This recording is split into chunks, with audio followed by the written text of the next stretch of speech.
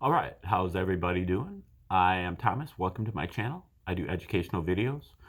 Today will be the 61st video that we've done on the reciprocal system of theory. And this is the 39th video studying up on his final book. It's called Beyond Space and Time. Came out after he died in 1995. He died in 1990. He started working on the reciprocal system way back in 1930. Took him about 20, 25 years, working his day job and everything to kind of iron out the kinks. Came up with his two fundamental postulates, and then from there he deduced a theoretical universe and then kind of compared it with the so-called actual universe that the scientists had come up with. And about 90% of his theory actually does comport with the actual universe of the scientists, but disagrees with it in many other respects, especially in the same way as Einstein's relativity theory disagreed with the legacy scientist in terms of the very small, the very fast, the very large, and the very slow. And so that is kind of where he's making his major contribution. But I'd say even more major of a contribution is that he is putting forward a system of theory. This is a unified theory. So it's a system that once you understand the system, you can apply it to anything. So it has the potential to unify all of our subjects, not just the scientific ones. His first books are on physics and astrophysics and astronomy and chemistry, but he's also got a couple books on economics. And then his final book, Beyond Space and Time, is mainly on philosophy, religion, and psychology. So, more of the squishy stuff. And, I'm a historian. I'm trying to figure out how to really apply this to history. I'm trying to figure out how to apply it to nutrition and a few other things too. And I think not many people know about this theory, but the others who do and have a grasp of it, which doesn't come easy, by the way. You probably need to read a few of his books before you can grasp the theory in it, from a 40,000 foot view or whatever. The basic gist of the theory is that unlike the Greeks, who thought the universe was made out of matter, and Einstein, who said it looks like matter but it's really energy, Larson is saying that the fundamental component of the universe is motion, and that motion is the relationship between space and time. Any relationship between space and time is motion. Both of them are reciprocals of each other. So whatever quality one has, the other also has. A reciprocal, an example, like it's a mathematical term, the reciprocal of 4 is 1/4. You multiply them together and you get 1. They're very different in their manifestations, but they both have that same quality within them, that 4. So space, we recognize space as being 3-dimensional, or I would say 3 or 4-dimensional if you look at the star tetra cube. And then time has the quality of always progressing. It's always getting later and later and later. And so space also has that quality, and time also has that 3 or 4-dimensional quality. Because they are reciprocals of each other, so they have the same qualities. And therefore, so where Einstein says that the speed of light is the maximum speed of the universe, Larson says that the speed of light is the midpoint of the universe. and that half the universe is moving faster and half the universe is moving slower than the speed of light. And so this half that's moving faster is what he calls the cosmic sector, or sector 2, and we're pretty much unfamiliar with that, but we're very familiar with sector 1, the material sector, the slower than the speed of light sector, which is the realm of chemistry and so on, atoms and molecules. And so, but by the reciprocal system, we theoretically do understand what's over here in the cosmic sector, because all it is a reciprocal of the material sector. You just have to reverse the roles of space and time. So all of your space over time relationships over here, space over time is motion, is speed in particular.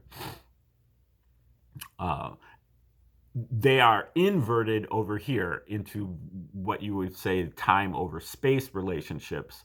Time over space is actually energy in the reciprocal system. Not only that, but the universe is also quantized, meaning that there is a minimum unit of space and there is a minimum unit of time. Below that, you don't have either space or time below 1 unit of space or 1 unit of time. If you go below 1 unit of space, then you actually move into the realm of time, because by the reciprocal relationship, you have to flip it over, and you can't get less than a unit of space. So then you're into this unit of time, into this realm of time. In the same way, you can't get less than a unit of time. If you're less than a unit of time, then you're into a realm of space. Larson calls these the time region and the space region. But the most important thing here is that, in this context, is that 1 unit of space per 1 unit of time is the speed of light. And so the speed of light is really 1 over 1. Okay, now we're looking at his final book, Beyond Space and Time. We just got into chapter 15, The Stuff of Dreams. And the application of the reciprocal system to metaphysical stuff basically goes, you got sector 1, the material sector, and sector 2, the cosmic sector. Sector 1 evolves all the way up into DNA, its most complex form. At that point, it becomes eligible to be taken over or controlled by a cosmic sector force, cosmic sector unit. And when those two are put together in the right proportions, in the right configuration, that creates what Larson calls the life unit. Okay, so the life is a blending of a material unit and a cosmic unit. Then that life unit can go to its most complicated form, which he says is the intelligent human being. And at that point, it can become eligible to be controlled by a sector 3 unit. And sector 3 is the general region of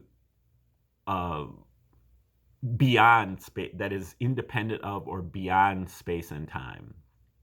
I would posit that is where you would start looking for that, is within this light region, within the boundary between them, between sector 1 and sector 2. But he calls it sector 3. That's basically his word for God or the spirit world. And then once an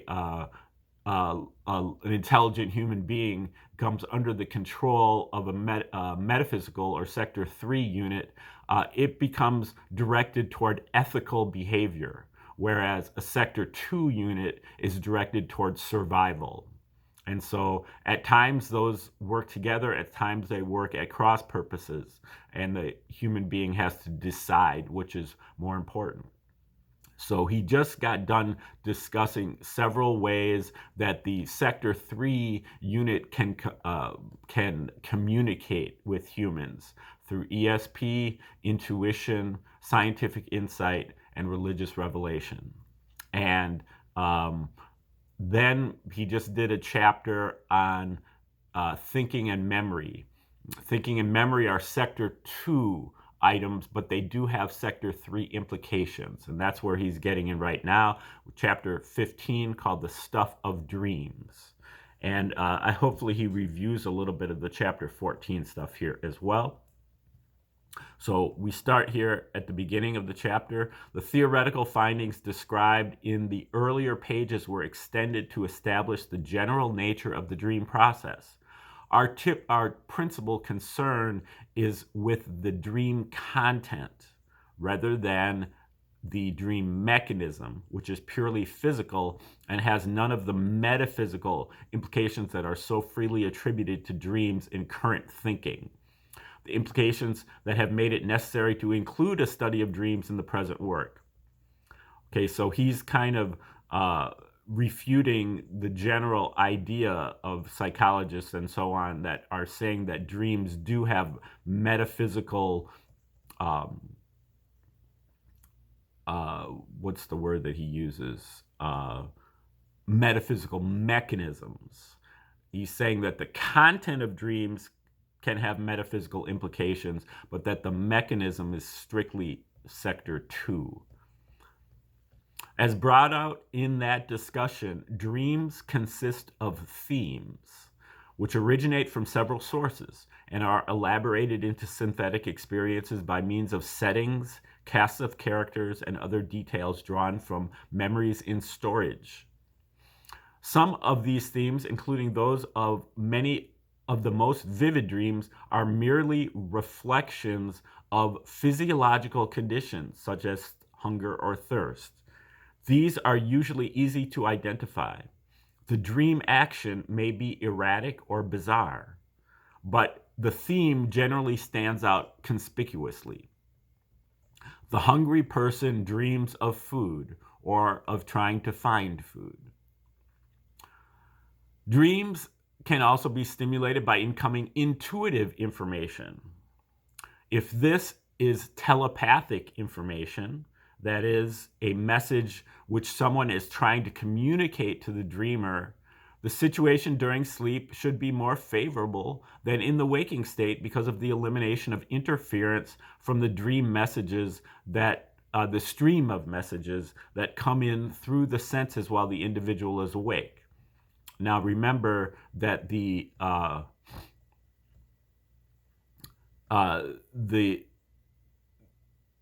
two mechanisms that we're dealing with here are thinking and memory, and that during sleep, both of the thinking and the memory mechanisms are disconnected and rewound because they can't stay in sync with the body, or what he calls the brain, as opposed to the mind, the brain being sector 1, the brain or body being sector 1, and the mind being sector 2.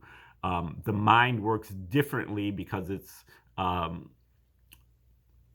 across this boundary. So over here, time progresses in a scalar manner.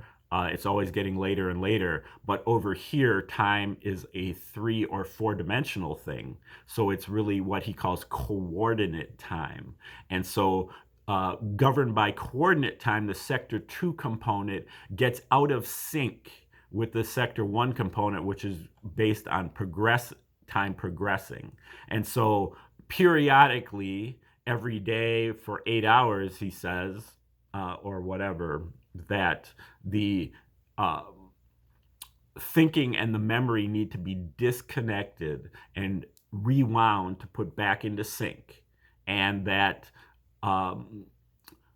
the memory is less complex than the thinking, and so the memory takes less time to rewind. So when the memory and the thinking are rewinding, you're experiencing sleep or non-REM sleep. But then once the memory is done rewinding, then it just begins to idle like an engine. And at that point, you're only rewinding the thinking process, and that is the dreaming state. Because normally the thinking serves as a censor. It rejects all of your unreasonable, unrealistic kind of information, and your reason, your thinking process is always trying to kind of tamp that down and make everything understandable. So, so when you're sleeping, you are more liable to have things like telepathy and ESP enter into your head and be accepted. Okay. The incoming intuitive information is something that this person has been trying to get from metaphysical sources. The more related information he can have under active consideration in his mind, the more likely he is to recognize the intuition and fit it into the picture. Here, the uncontrolled association in the dream is a much less effective process than the directed thinking while awake. And the conclusion which we draw from theory, therefore, is that relatively little of this kind of information will be received in dreams. It's a pretty minor point. There is not much reliable evidence against which we can check these theoretical conclusions as to the likelihood of reception of intuitive information during dreams. Many cases of what is claimed to be telepathic communication have been reported, and a substantial percentage of these involve reception in dreams. But the circumstances surrounding these incidents are such that no verification is possible. It is worth noting, however, that if telepathic communication is possible, then it will theoretically take place most readily under the conditions specified in most of the reports, where the originator is highly motivated and the recipient is asleep or otherwise inactive.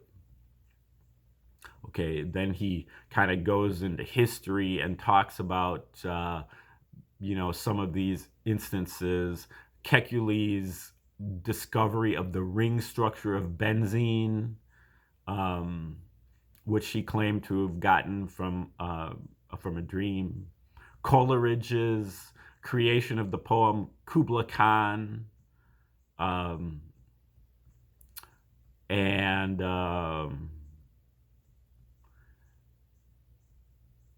he goes over some psychologists here who discuss apparently Niels Bohr, the author of the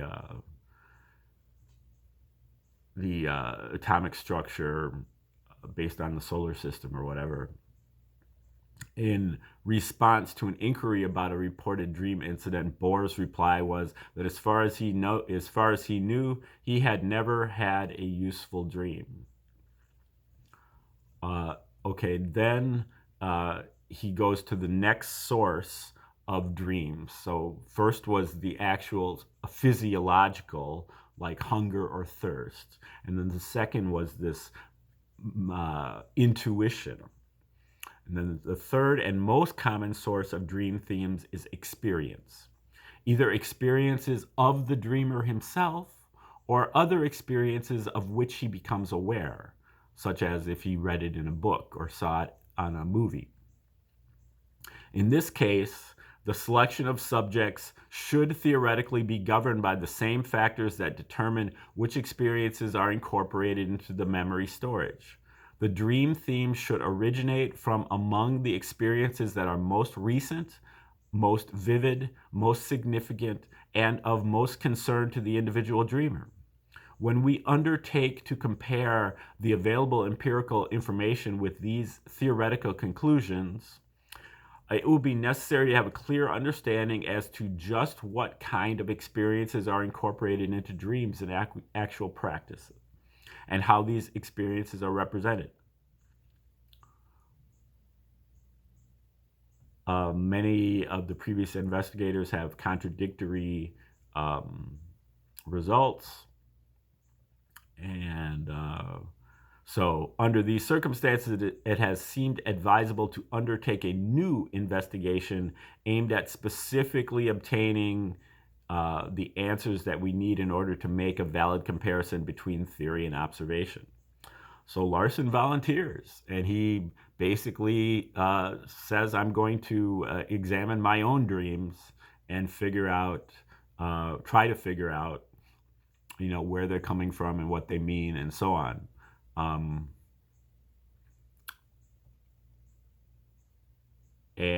So kind of the rest of the chapter is, I think, geared toward kind of explaining this from his perspective. But the main point that he's getting here with the experience is that generally the dreams that you're having are reflections, or the material that you're getting from the experience are experiences from the previous day, significant, vivid, and recent. So most of the experiences that you're going over, the themes of the dreams, are experiences that you had just in that previous day.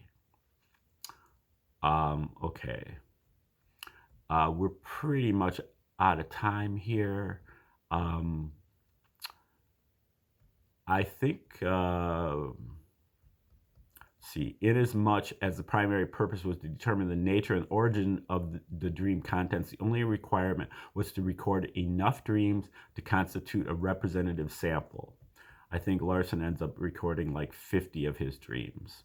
Keeps a notebook on the side of the bed. Okay, we will look into Larson's study of his own dreams and see if that's valid and how valid it was and what he comes up with next time. Have a great day. We'll see you soon.